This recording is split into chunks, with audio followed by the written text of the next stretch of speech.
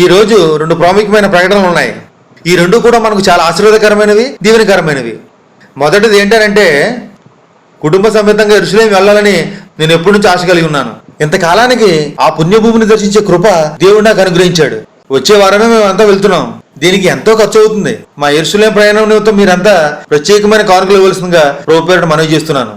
మరో ముఖ్యమైన విషయం ఏంటంటే పుణ్యభూమి అయిన యెరూషలేము మట్టి, పుణ్య నది అయిన యోర్దాను నదీ జలం, ఒలివ సిలువ, ఒలివ నూనె, ఈ 4 వస్తువులు మీకు కావాలంటే నాకు ముందుగా తెలియజేయండి. ఇవి మనం కలిగి ఉండడం చాలా ఆశీర్వాదం, దీవెనని. వీటి ద్వారా ఇప్పటికే అనేక మంది ఎన్నో మేళ్లు పొందారు, అద్భుతాలు, ఆశ్చర్యకారాలు చూశారు. ఈ 4 పరిశుద్ధమైన వాటిని కేవలం 4,000కే మీకు అందజేస్తాను. ఏంట్రా ఇది, చర్చిలోనే వ్యాపారం చేసేస్తున్నా. రే, నచ్చితే కొనుక్కు, లేకపోతే నోరు మూసుకుని కూర్చో. వ్యాపారం అంటావేంట్రా? ఈ విషయంలో ఎవరికైనా అభ్యంతరాలు ఉంటే చెయ్యొత్తండి.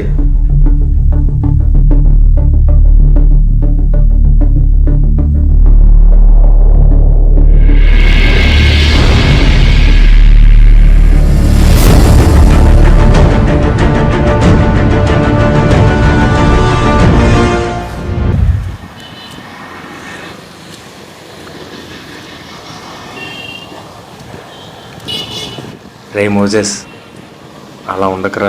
పోరా, ఏం జరగకూడదు అనుకున్నాను అదే జరిగింది. నువ్వు కంగారు పడకరా, అదేం జరగదు. ఇంకేం జరగలరా? అయిపోయింది, మొత్తం అయిపోయింది. ఛే, ఒక పక్క మమ్మల్ని చర్చ నుండి బయటికి గెంటేస్తారేమో అని మా అమ్మ భయంతో ఏడుపు. అయ్యో అయ్యో ఏంట్రా అయ్యో? అందరూ సైలెంట్ ఉంటే పెద్ద పోటీగా నువ్వెందుకు చేయొద్దు? 15 సంవత్సరాల నుండి పాస్టర్ గారి ఇంట్లో సొంత మనుషులే తిరిగాను. మొత్తం నాశనం చేసావురా. రే, అలాంటిది ఏం జరగదురా. నీకేం తెలుసురా? కన్ఫామ్గా నన్ను బయటికి గెంటేస్తారు. చర్చి మారడం వ్యభిచారంతో సమానమని పాస్టర్ గారు చాలాసార్లు చెప్పారు. నువ్వు ఎలాగూ అదే. ఇప్పుడు నన్ను కూడా అలాగే అయిపోయేలా చేసేస్తున్నావు. రే, చర్చి మారడం పాపమని కానీ వ్యభిచారం అని కానీ బైబిల్ చెప్పడం లేదురా. తమ చర్చి నుండి వేరొక చర్చికి వెళ్లకుండా ఉంటారని కొందరు పాస్టర్లు అలా చెప్తారురా. అది నిజం కాదు. తమ చర్చి నుండి బయటకు పోతే వ్యభిచారం అంటారు. వేరొక చర్చి నుండి తమ చర్చికి వస్తే మాత్రం బట్టలు పెట్టి మరీ ఆహ్వానిస్తారు. వేల కోరువులు వాళ్ళ కోరువులు ఉంటుందా? బాబు, నీ లాజిక్లకో నమస్కారం. నువ్వు ఈవినింగ్ రావద్దు. అక్కడ కూడా ఎలా మాట్లాడితే తన్ని తరిమేస్తారు. నేనే వెళ్తాను, కాళ్ళ వేళ్ళ పడి బ్రతిమలాడతాను. నిన్ను చర్చిలో ఉంచమని అడుగుతాను. ఒరే, నేను చెప్పేది వినప్పుడు మాట్లాడరా. అప్పుడు నువ్వేం చెప్పినా వింటాను.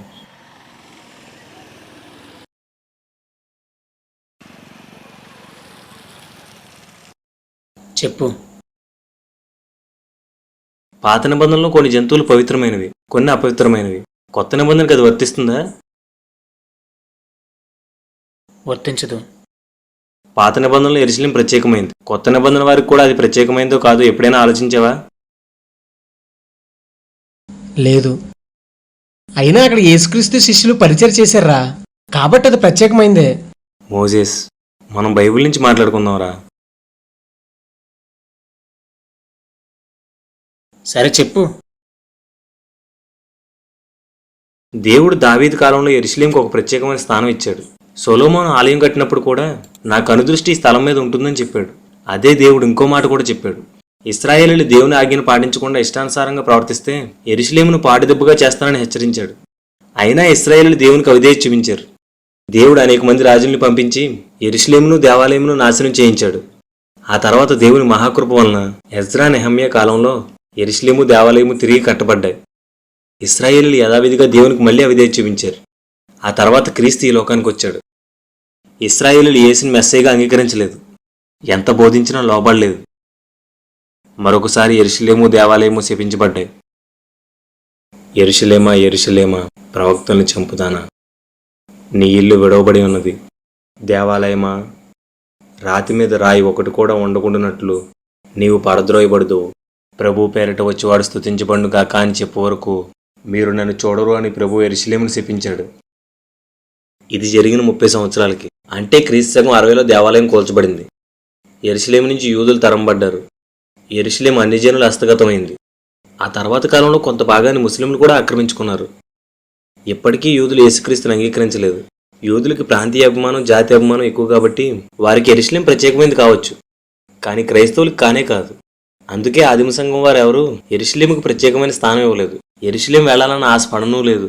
అప్పటి నుండి 1900 సంవత్సరాల కాలంలో లక్షల మంది సేవకులు, కోట్ల మంది విశ్వాసులు ఈ భూమి మీద జీవించారు.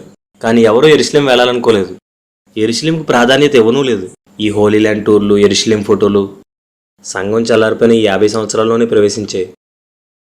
హిందువులకి తిరుపతి, ముస్లింలకి మక్కాలాగా క్రైస్తవులకి యెరూషలేం తీర్థయాత్రా స్థలం అయిపోయింది. తీర్థయాత్రలు చేసేవాళ్ళని మనం అమాయకుల్లా చూస్తాంరా. కానీ మనం మాత్రం లక్షలు ఖర్చు పెట్టి, రోజులకు రోజులు ఖర్చు పెట్టి తీర్థయాత్రలు చేసి వస్తున్నాం. వాళ్ళ అమాయకులో కాదో తెలియదు కానీ మనం మాత్రం అజ్ఞానంలోరా. నేలకి నీటికి మహిమ ఉందనుకునే వారిని మనం విగ్రహారాధికులు అంటాంరా. మనం కూడా యెరూషలేంకి, యోర్దాను నదికి మహిమ ఉందంటున్నాం. మనం విగ్రహారాధికులం కాదంటావా? క్రీస్తు ఆయన అడుగుజాడలో నడవమని చెప్తే ఆయన జీవించినట్లు జీవించడానికి ప్రయత్నించడం లేదు, కానీ ఆయన అడుగులు వేసిన యెరూషలేంకు మాత్రం పరిగెడుతున్నారు. క్రీస్తు మన బాధ్యతని సిలువను మోస్తూ ఆయన వెంబడించమని చెప్తే ఒలీవ సిలువలు తెచ్చుకుని ఇంట్లో పెట్టుకుంటున్నారు. పాపం విషయంలో మరణించి దానికి గుర్తుగా నీటిలో మునగమంటే యోర్దాను నదిలో ములిగేసి పవిత్రమైపోయామంటున్నారు. ఫలం లేకపోవడం వల్ల శపించబడిన అంజూరపు చెట్ల కాక ఆత్మఫలం కలిగి ఉండమని బైబిల్ చెప్తుంటే అంజూరపు పళ్ళు తెచ్చుకుంది అంటున్నారు. ఏంట్రా ఇదంతా? దీని అతి జ్ఞానం అందామా, అజ్ఞానం అందామా? పరలోకం వెళ్లాలని ఆశ వదిలేసి యెరూషలేం వెళ్లాలని ఆశపడుతున్నారు. మార్గంలో ఉన్నామని చెప్పుకుంటూ మతస్థులా ప్రవర్తిస్తున్నావురా. క్రీస్తు మనలో నివసించాలని మన హృదయం అనేది తలుపుని తెరుతుంటే ఆయన్ని బయటే వదిలేసి క్రీస్తు ఎప్పుడో నివసించిన యెరూషలేంకు పోతున్నారు. అది పరిశుద్ధ భూమంట. అయినా మట్టికి పరిశుద్ధత ఏంట్రా? మనకున్న ఈ అజ్ఞానాన్ని ఆసరాగా తీసుకునే కడుపునే దేవుడిగా భావించే కొందరు వ్యాపారం మొదలుపెట్టారు. యెరూషలేం మట్టి అమ్ముకుంటున్నారు, యోర్దాను నీళ్లు అమ్ముకుంటున్నారు, ఒలివ నూనెలు అమ్ముకుంటున్నారు, ఒలివ సిలువలు అమ్ముకుంటున్నారు. అమ్ముకునేవాడిని వ్యాపారస్తుడు అనొచ్చురా, కానీ కొనుక్కునేవాడిని ఏమనాలో అర్థం కావట్లేదు. యెరూషలేం వెళ్తేనే బైబిల్ బాగా అర్థమవుతుందంటారు ఒకరు. యెరూషలేం వెళ్ళని వారిలో ట్రాన్స్లేటర్లు, వ్యాఖ్యానాలు రాసిన వాళ్ళు, గొప్ప గొప్ప ప్రసంగికులు ఉన్నారు. వాళ్ళెవరికి బైబిల్ సరిగ్గా అర్థం కాలేదంటావా? నాతో రండి, నేనే దగ్గరుండి ఎక్స్ప్లెయిన్ చేస్తానంటారు ఇంకొకరు. నాతో వచ్చే అవకాశాన్ని సద్వినియోగం చేసుకున్నట్టు అడ్వర్టైజ్మెంట్లు చేసుకోవడానికి వీళ్ళేమైనా సెలబ్రిటీలు ఏంట్రా? కళ్ళారా చూసి బైబిల్లో రాయబడిన నిజాలను తెలుసుకుని విశ్వాసంలో బలపడనంటారు ఇంకొకరు. అయినా చూసి నమ్మడం ఏంట్రా? అదేం విశ్వాసం? దేవుని పేరు అడ్డు పెట్టుకుని విశ్వాసుల అమాయకత్వంతో వ్యాపారం చేస్తున్నారా. మనుషుల విశ్వాసం దేవుడి నుంచి తొలగిపోయి మట్టి మీదకి, నూనె మీదకి, నీటి మీదకి వెళ్ళిపోయి అవిశ్వాసులు అయిపోతున్నారా. చూస్తూ ఊరుకోలేక, ఏమీ చేయలేక ఏడుపు వస్తుందిరా. ఇదేం వ్యాపారం అని అమ్మేవాడిని నిలదీయాలనుంది, ఇదేం అజ్ఞానం అని కొనేవాడిని నిలదీయాలనుంది, కానీ ఏమీ చేయలేక చేతకాని వాళ్ళలో కూర్చున్నానురా.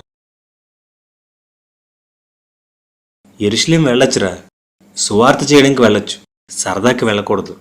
యెరూషలేంను ఒక పుణ్యభూమిగా, యోర్దాను ఒక పుణ్యనదిగా భావించడం మాత్రం అజ్ఞానం, అవిశ్వాసం కూడారా. సమయం ఉంటే సువార్త అందని ప్రాంతాలు ఎన్నో ఉన్నాయి. అక్కడికి వెళ్ళి సువార్త ప్రకటిస్తే అది సంఘానికి ఉపయోగం. డబ్బుంటే కాలినడకను సువార్త చేసేవాళ్ళు, పూరుగుడిసెల్లో ఆరాధించే వాళ్ళు చాలామంది ఉన్నారు. వాళ్ళకి దాన్ని అందజేస్తే సంఘానికి ఉపయోగం. అంతేగాని విహారయాత్రలు చేసేస్తే ఎవరికరా ఉపయోగం? నా మాటలు నీకు ఇబ్బందిగా అనిపించవచ్చు, విమర్శలా కనిపించవచ్చు, కానీ ఇవి నిజాలురా. విశ్వాసులు తమ కష్టార్జితం నుండి సేవకులకి ఇస్తుంటే కాశ్మీర్లు, కన్యాకుమారులు, యోర్దాన్లు, యెరూషలేంలు తిరుగుతూ ఎంజాయ్ చేయడం ఏమైనా సమంజసంగా ఉందా? సంఘం ఒక పక్కన పాపాలతో, మరో పక్కన దుర్బోధలతో, ఇంకో పక్కన సామాజిక వ్యతిరేకతలతో అన్ని విధాలా దిగజారిపోతుంటే ఈ టైంలో కరపత్రికలకి, మీటింగులకి డబ్బులు ఖర్చు పెట్టి ప్రయాసపడాల్సిన మనం ఇలా విహారయాత్రలకు వెళ్ళడం నాకైతే తెలివి తక్కువ పనిగా అనిపిస్తుందిరా. ఏదైతేనో దేవుడు శపించిన, దేవుణ్ణి తిరస్కరించిన యెరూషలేమును క్రైస్తవులకు పుణ్యక్షేత్రంగా మార్చేశారురా. ఈ తప్పు వలన సంఘానికి జరిగిన నష్టానికి, సంఘంలో జరుగుతున్న వ్యాపారానికి కొన్ని టీవీ ఛానల్స్, కొంతమంది ఇంటర్నేషనల్ స్పీకర్లు, కొందరు యాంకర్లు, కొందరు పాస్టర్లు బాధ్యులుగా ఉన్నారు. ఒక దినాన సంఘానికి జరిగిన నష్టానికి వీరందరూ దేవునికి లెక్క చెప్పుకోక తప్పదురా.